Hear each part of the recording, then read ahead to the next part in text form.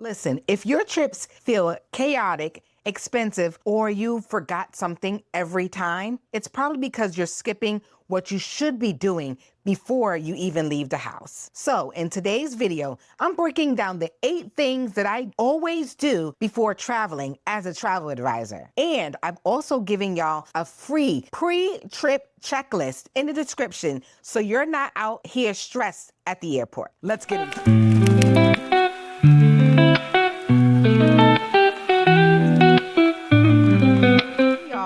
It's Crystal from CrysJoiTravel, your travel advisor who's helping you travel smarter, not harder. And if you're new here, I share travel vlogs, travel tips and tricks, and real life 9 to 5 before the 5 to 10 content. Because yes, I still work a full-time government job and travel. So if that's your vibe, make sure that you hit that subscribe button.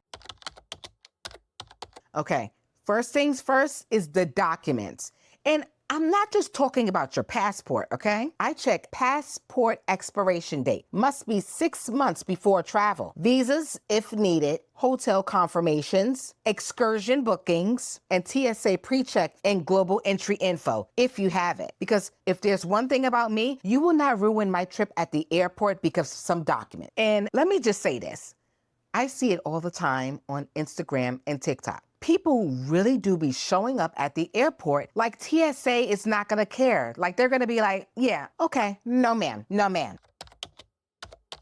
This next one is money. Number 1, I always notify my bank when I'm traveling, even in the States, because I have gotten caught out there, even being 2 states away from New York City. I check foreign transaction fees. That's another big one. I check at least the minimum 2 cards. 2 bank cards and 1 credit card and a little bit of cash on me. Because just imagine you're in another country and your card declining. Yeah, embarrassed.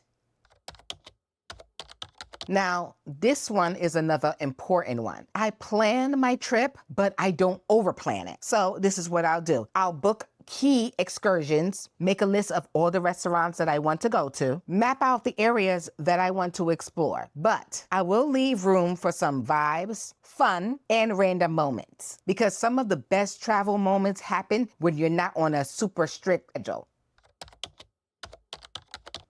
Okay, listen carefully. This one is one that everybody steps on. I download Google Maps offline. Yes, Google Maps offline. Boarding passes, hotel confirmations, Netflix shows for the flights, and translation apps if needed.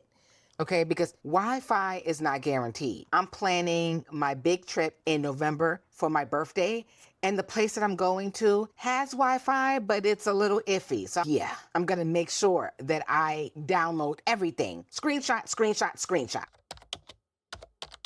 Number 5, I pack smart and not just cute, because packing is where people get a little bit delusional. So one of the things that I do, I pack outfits that I can mix and match, like a capsule wardrobe. And maybe I will show you another video where I'm packing for my next trip, which is about a month and a half from now.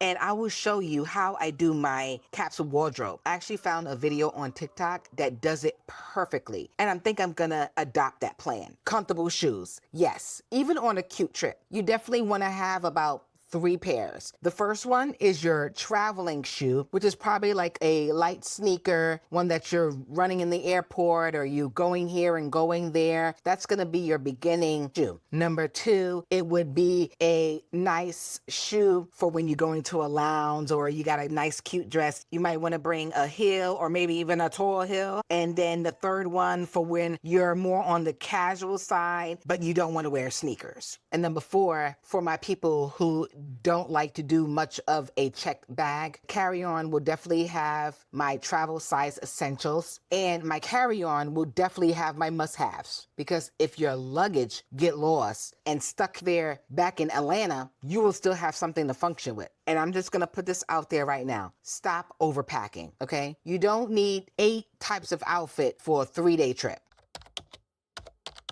Number 6, I pack for health and safety. And this one is the one that a lot of people don't talk about enough. But as your travel advisor, I'm just going to mention the ones that I do. Okay. So I always bring basic meds. pain relief, stomach, or allergies, copies for some important documents, and lastly, travel insurance, especially for international trips. Now, I know a lot of people don't want to get travel insurance. It's extra money. Nothing's really gonna happen to me. I'm good. And I used to be that person before I became a travel advisor. My first solo trip in Jamaica, it was for my birthday. I did not buy travel insurance because I was one of those people. Oh yeah, nothing's gonna happen to me. I'm good. Yeah, I ended up getting sick in Jamaica. And I wish I would have paid that little measly $40. But no, I wanted to save $40 and I needed that travel insurance. It would have saved me so much. But thankfully, my travel guide, Kirk from Kirk Dream Tours, Jamaica, he came to the rescue. But if he did not, your girl's birthday trip would have been in the shambles. And I probably would have been in their public hospital, not getting any assistance. So travel insurance, just get it. Number 7, I plan transportation ahead of time because before I land anywhere, I always know how I'm getting from the airport, if I need to do an Uber, taxi, private transfer, or rent a car, and how far are things from my hotel.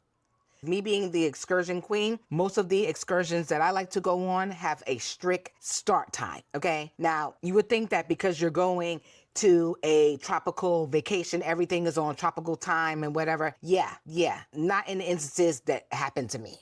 Okay, I needed to be there at 8 o'clock sharp. And to be honest with you, when you don't plan for transportation, that's how you get overcharged and stressed. But dealing with me as a travel advisor, yeah, we won't be going through that.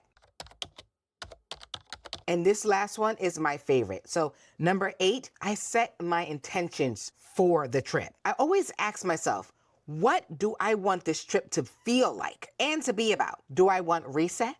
Do I want fun? Do I want a solo reset or a bougie type of experience?